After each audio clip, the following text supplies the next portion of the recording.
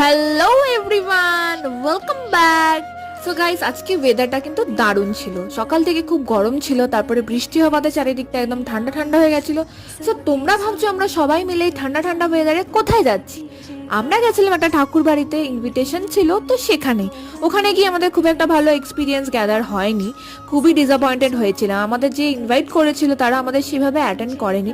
So তাতে কি হয়েছে গাইস, এখানে রাধা রানীজি আর কৃষ্ণাজি তো ছিল, এনাদের দর্শন করে আমাদের মনটা খুবই ভালো হয়ে গেছিল। তোমাদেরও দেখার সুযোগ করে দিলাম। সো দেখো গাইস, লাইফে চলতে গেলে এরকম অনেক ধরনের মানুষের সাথে চলাফেরা করতে হয়, ওঠা বসা করতে হয়।